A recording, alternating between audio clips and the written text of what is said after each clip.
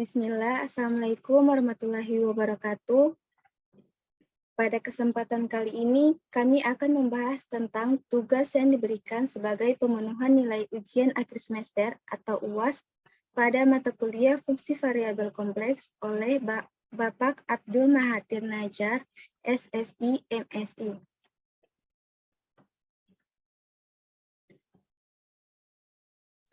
Nah, kami dari kelompok 1, kelas B, terdiri dari 5 orang. Yang pertama, Sri Ayu Patjoda dengan nomor stampu G201-16025.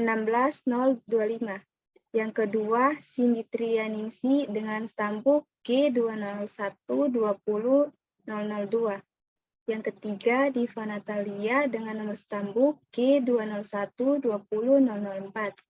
Dan yang keempat, saya sendiri, Jiliana Talaba, dengan nomor stampu G201-20006. Dan yang kelima, Kurnia Maizarti, dengan nomor stampu G201-20010.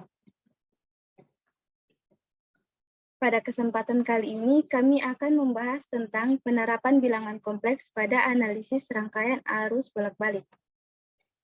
Arus bolak-balik mengalami perubahan muatan setiap waktunya yang menyebabkan perubahan polaritas dan fase pada sumber arus. Perubahan polaritas ini menyebabkan kapasitor dan induktor seolah-olah menghabiskan energi yang sebenarnya adalah disimpan. Kapasitor menyimpan energi listrik menjadi energi muatan, sedangkan induktor menyimpan energi listrik sebagai energi magnet. Bilangan real. Bilangan real dalam matematika adalah bilangan yang dapat dinyatakan dalam bentuk desimal. Bilangan real terdiri dari bilangan rasional dan bilangan irasional. Selanjutnya akan dilanjutkan oleh teman saya, Cindy Trianingsi. Baiklah, saya Cindy Trianingsi akan melanjutkan penjelasan dari teman saya, Jiliana Talaba. Bilangan kompleks. Bilangan kompleks adalah bilangan yang terdiri dari bagian real dan bagian imajiner. Biasanya dituliskan dalam bentuk penjumlahan, A tambah BI. Selain dinyatakan dalam bentuk penjumlahan, bilangan kompleks juga dapat dinyatakan dalam bentuk polar dan bentuk eksponen. Yang pertama, bentuk polar. Misalkan, R sama dengan akar A2 ditambah B2 dan theta sama dengan tan min 1B per A, di mana A adalah bagian real dari bilangan kompleks dan B adalah bagian imajiner. Maka bentuk polarnya adalah A tambah BI sama dengan R cos theta ditambah I R sin theta. Yang kedua, bentuk eksponen. Bentuk eksponen adalah bentuk lain dari bilangan kompleks yang sesuai dengan persamaan Euler. Persamaan Euler yaitu E pangkat I theta sama dengan cos theta ditambah I sin theta. Sehingga persamaan A tambah BI sama dengan R cos theta ditambah I R sin theta. Menjadi A ditambah BI sama dengan R cos theta ditambah I sin theta. Kemudian substitusikan persamaan Euler sehingga A tambah BI sama dengan RE dipangkatkan I theta. Di mana RE pangkat I theta adalah bentuk eksponen dari bilangan kompleks. Arus bolak-balik. Arus bolak-balik adalah arus listrik yang dimana besar dan arahnya berubah secara bolak-balik. Biasanya arus bolak-balik dipresentasikan dalam bentuk grafik sinusoidal, sehingga biasanya penulisan tegangan dari arus bolak-balik adalah P tambah PT sama dengan P maksimal sin omega T.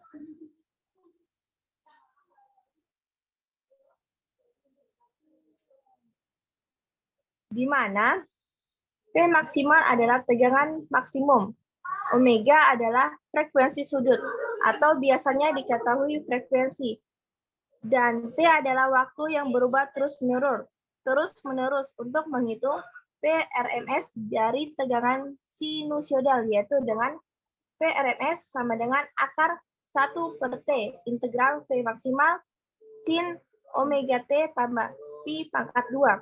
PRMS sama dengan P maksimal per akar 2 DT. Selanjutnya akan dilanjutkan oleh teman saya, Kurnia Maizarti.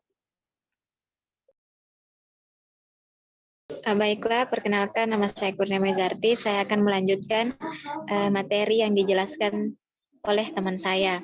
Nah, selanjutnya ada namanya fasor atau fase vektor.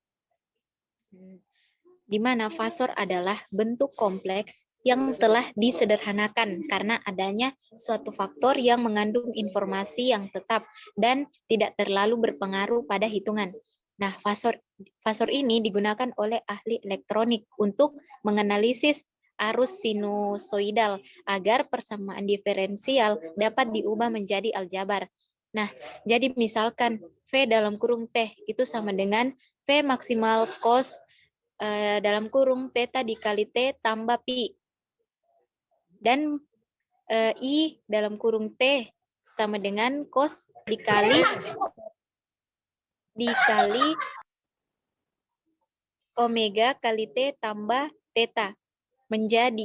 Maka itu menjadi V dalam kurung T di mana R dalam kurung V dikali Vm pangkat E I dalam kurung omega kali T tambah pi.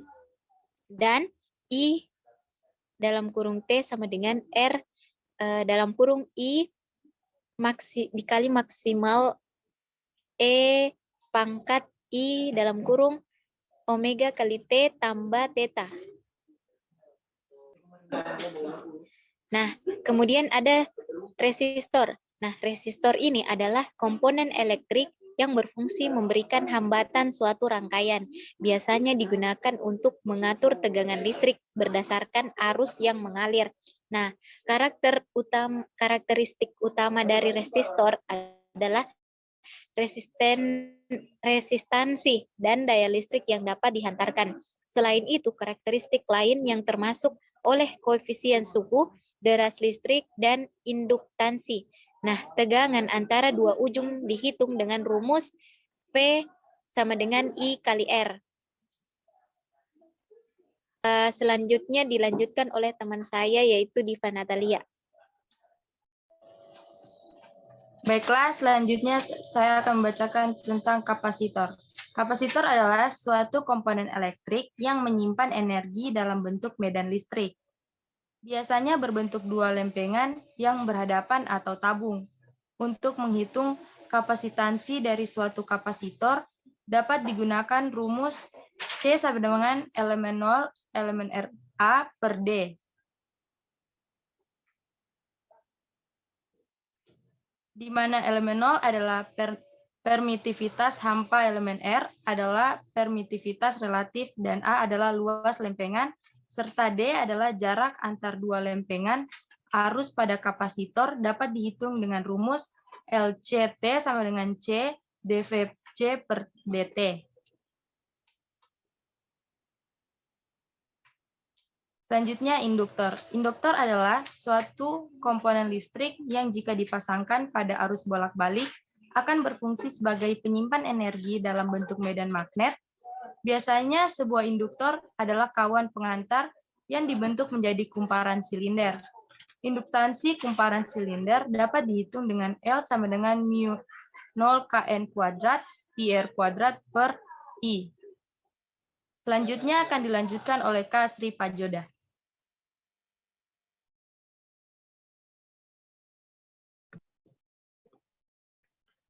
Baik, terima kasih atas kesempatan diberikan. Saya akan melanjutkan presentasi dari teman saya dengan mu0 adalah permeabilitas vakum, K adalah koefisien Nagaoka, N adalah jumlah lilitan kumparan, R adalah jari-jari kumparan, dan L adalah panjang kumparan atau lilitan. Tegangan pada induktor dapat dihitung melalui rumus VL kali T sama dengan L dL per dt. Adapun hukum satu Kirchhoff yaitu jumlah kuat arus yang masuk dalam titik percabangan sama dengan jumlah kuat arus yang keluar dari titik percabangan. Sigma I masuk sama dengan sigma I keluar. Dengan hukum satu Kirchhoff, kita mengetahui bahwa arus yang melewati setiap komponen listrik dalam rangkaian di atas adalah sama, sehingga dapat ditulis IC sama dengan IL sama dengan IR sama dengan I. Jika kita analisis dengan hukum 2 Kirchhoff, maka akan menghasilkan persamaan sigma V sama dengan 0. Sehingga Vs tambah Vl tambah Vr tambah Vc sama dengan 0. Dan Vc sama dengan C integral IC dalam kurung T dt. Sehingga jika kita sulihkan Vc dan Vl, maka akan didapatkan Vmax cos dalam kurung omega tambah theta tambah L dl per dt tambah IR tambah C integral I dt sama dengan 0. Kemudian kita turunkan sekali terhadap T sehingga minus Fmax omega sin sama dengan omega T tambah theta tambah L dalam kurung dt kali 2 tambah R dt tambah C. CI sama dengan 0.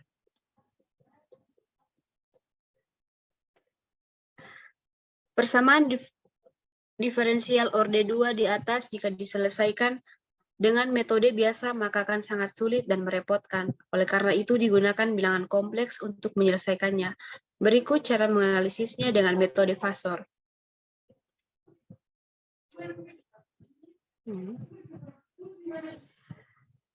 Di mana Vs tambah Vl tambah Vr tambah Vc sama dengan 0. Sulihkan tegangan dalam bentuk Fasfor. Vs tambah Vl tambah Vr tambah Vc sama dengan 0. Vs tambah omega L II sama dengan tambah IR tambah L sama dengan I omega C sama dengan 0. Vs tambah omega L I tambah IR kurang L per I omega C sama dengan 0. Persamaan di atas telah dalam bentuk Fasor dan dapat dianalisis secara aljabar. Tidak perlu menggunakan persamaan diferensial orde 2 yang sangat rumit. Sekian dari saya, terima kasih. Selanjutnya daftar referensi. Di sini ada 4 referensi yang telah kami kumpulkan sehingga bisa mendapatkan materi yang kami butuhkan dan yang kami buat sesederhana seperti yang telah kami presentasikan dalam bentuk PowerPoint. Mungkin itu saja yang dapat kami sampaikan. Mohon maaf bila ada kekurangan atau kesalahan kata. Taufiq wal hidayah. Wassalamualaikum warahmatullahi wabarakatuh.